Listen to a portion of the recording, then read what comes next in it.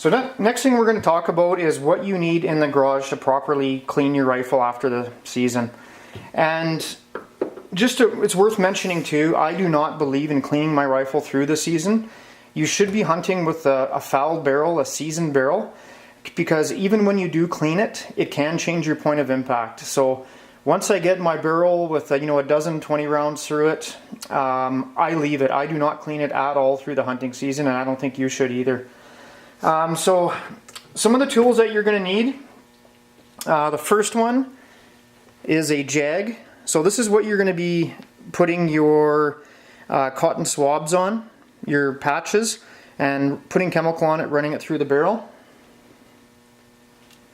The second thing is a brush, and I'll show you how I use a brush. It might be different than some other people use it.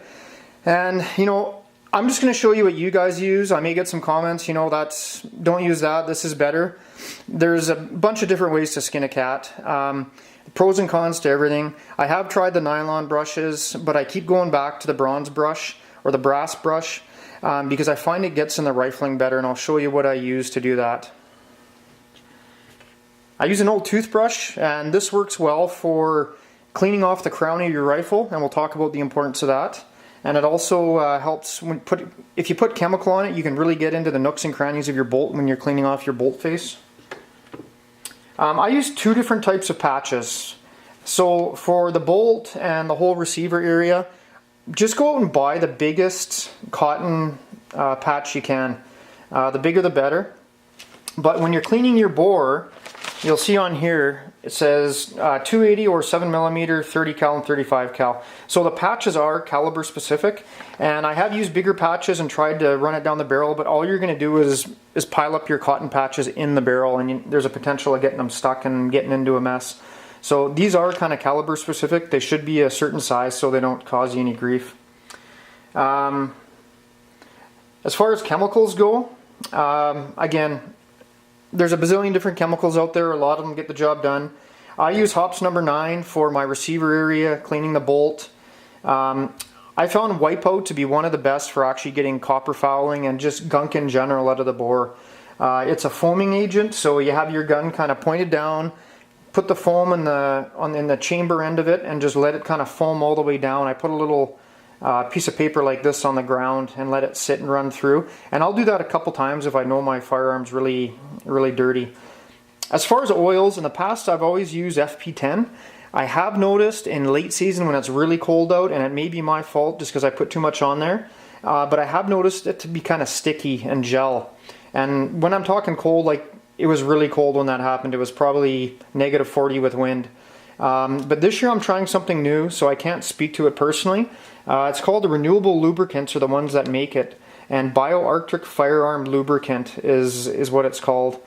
So again, I can't speak to it personally. I tried it yesterday at the range. The one thing I did notice with it is it's very, very runny. It's a very light oil. So I put what I thought was kind of a conservative amount onto it, and it actually leaked down and through the receiver from the bolt and got over my ammunition and everything. So I'm just learning about this one as I go. I'll probably have to use less next time, but they say this is supposed to be good in summertime all the way to -60 degrees Celsius. So we'll see how that goes. Rumor is the Canadian Rangers that are in the military up north, this is what they're using now in their bolt action firearms.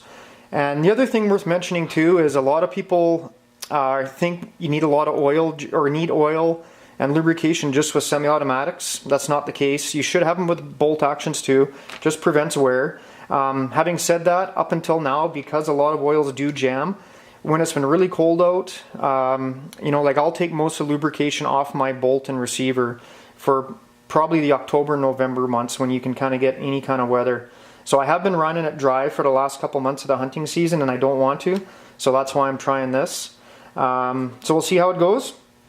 The other thing that always gets neglected when you're cleaning your firearm is your optics. So any kind of cleaner, glass cleaner would be okay as long as it's a mild solution. Again, you don't want to mess with those coatings on the lenses.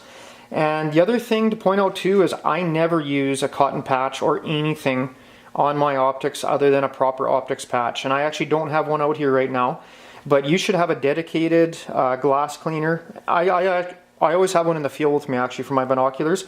I don't have fluid, but I do have a a rag that I use for cleaning binoculars. The thing that's a huge no-no is you never want to use any paper product on your glass. And again, if you were to zoom those paper products, like, you know, paper towels up on a microscope, you'll see a whole bunch of basically wooden or sharp ends sticking out from it, and that can scratch your optics. So never any paper products on glass. You always want a proper glass cleaning rag. The other thing worth talking about is kind of the workhorse of the whole cleaning process, and that's the cleaning rod. So this is what you're going to use to push your patches or push your brush through the bore. Couple things, you want to make sure it spins at the end. It free spins because it'll twist as it goes down your barrel. So you got to hold on here, and this barrel is going to twist to follow your rifling. And I would recommend staying away from anything that's not a one-piece cleaning rod. When I first started out, you know, I think it came in 4 pieces. You screw it together so it might have a little seam here.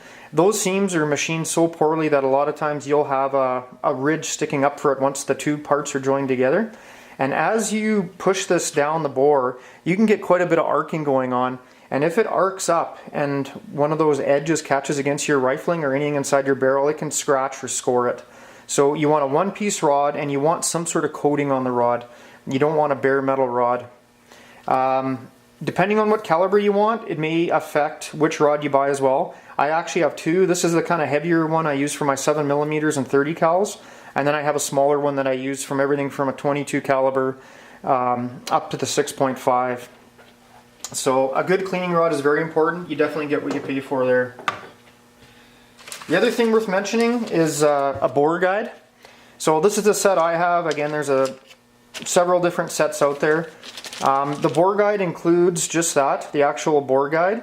So it'll go in your receiver, and use this as a guide to run your cleaning rod and your brush through. And for the most part, it's just to keep the chemicals out of your trigger mechanism and the rest of your receiver. The other couple tools though that I find really handy are these ones.